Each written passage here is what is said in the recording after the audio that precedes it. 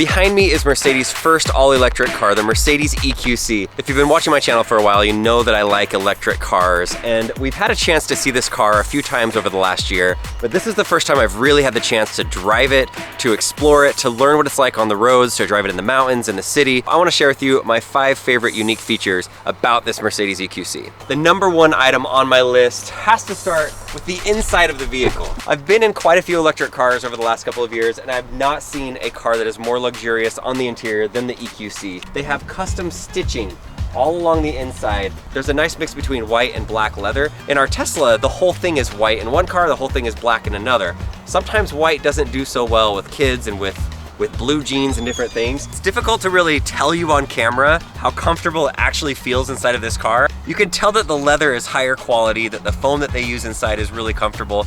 You've seen the video where we cut open an S-Class seat and you saw all the thought that went into the seat within the S-Class. You can easily move the seat in multiple different directions. You also have the seat warmers and the ventilated air-cooled seats. You have the white cross-stitched pattern, the black leather up here, what looks like carbon fiber with these accents of copper that go through it to kind of represent the coils within the battery. At nighttime, there's the EQC blue lights that shine right here, but you can also customize the lights to have different mood lighting in the car however you want it to be. Mercedes has over 100 years of experience designing seats inside of cars, and you feel it in the EQC. It just feels like a higher quality ride experience.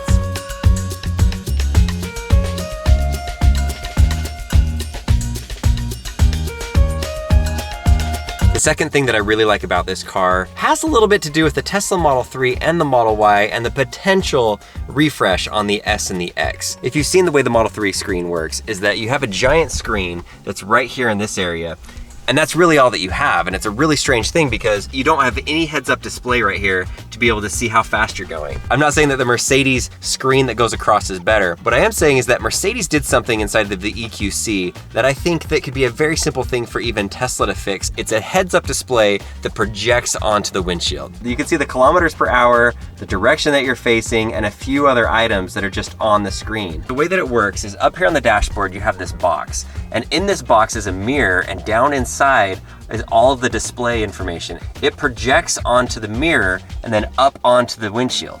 It does take a little bit of getting used to, and at the very beginning, it's a little shocking to see that in the line of sight. After about 20 minutes of driving the car, it becomes less of a distraction and it becomes more of something that helps you know how fast you're going. I love this feature in the EQC. Totally useful. So this isn't one of my top 5, but I just want to show you this because I think it's really cool. First notice, no tow hitch. Nothing down here. You pull the tow hitch button and watch this. There you go. You have a tow hitch. It's like magic. Didn't quite make the top 5, but that's pretty cool, right?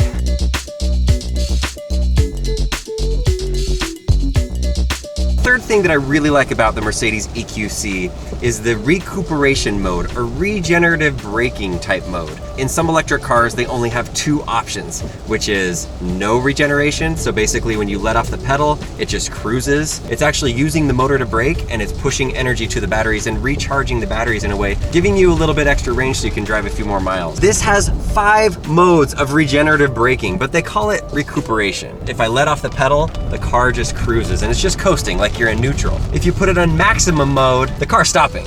It can come to basically a complete stop without even using the brakes, and it's charging the batteries back up. Mercedes does a really good job on their display at actually showing you what the battery and what the motors are doing. So you can see when I completely let off the pedal, everything lights up blue because it's both of the motors are charging the battery at the same time, and the car comes to a complete stop without me even pushing the brake. But there's also a special one. If you hold down the paddle for a few seconds, it says D-Auto.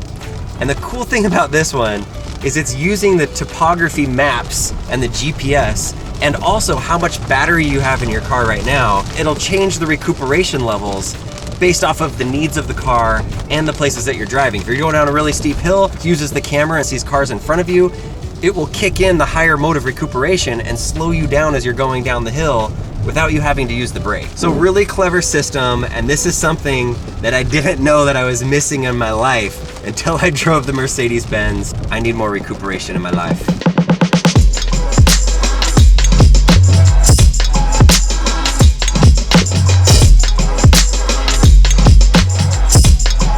the fourth thing that I like about this Mercedes EQC, it is legitimately the quietest car I have ever ridden in. No joke. It is crazy quiet. If you remember back when I cut open a Tesla tire, we found some sound dampening foam inside of the wheel. That was pretty cool. Yesterday we met with the employee that his entire job for the last year has been to make the car ride as quiet as humanly possible.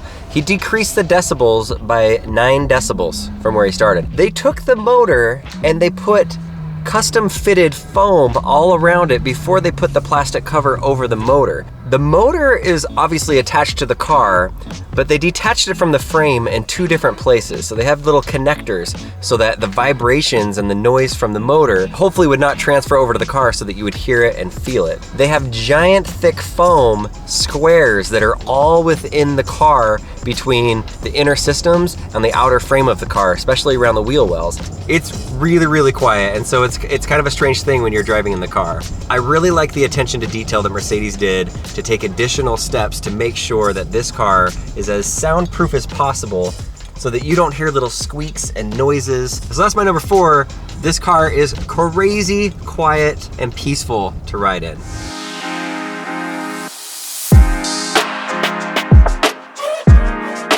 The 5th and final thing that I really like about the Mercedes EQC, it has augmented reality that is built in to the GPS navigation. What the GPS does is when you are coming up to a place where you need to turn right, it utilizes the front-facing camera. The front-facing camera turns on, and then certain points of interest or streets or the way that you're supposed to turn will pop up digitally enhanced over the video. So it's like live video of the outside, but then you get these digital images that crop in that help guide you. If you have a turn that's coming up, a blue arrow will come out and be pointing forward. One of my favorite parts about it was when it first came on, we were super confused because you often see a rear view camera that comes up, like say you put it in reverse and you get the rear view camera that shows what's going on behind you. All of a sudden we saw a camera image of what was in front of us. Zach kind of got a little upset with that one. I was like, why in the world would I need a camera image on the screen of what I can look out the window and see with my own eyes? It was kind of weird, but then we noticed that it was overlaying, the directions on top of the map and like motion tracking it with us in real time. And then it turned into a really cool feature. That's something I have not seen in a car that I think is incredibly valuable and maybe a glimpse of what we're going to see in the future. Electric cars are the future, and I like where Mercedes has taken those aspects of this vehicle. So the EQC is rolling out right now in 2019. Then in 2020, it should roll out in the United States. I'm excited to get my hands on one in the United States, do some more testing, make some more videos. Who knows? Maybe I can trade in or get rid of one of my electric cars and swap it for this. We'll see. For a more in-depth video about the features and benefits and the specs of the Mercedes-Benz EQC, make sure you check out Zach's channel and his video. I'm gonna link it right here and link it in the description. It does a great job at breaking it down. And we had a blast out here. Thanks Mercedes-Benz for sending us out here.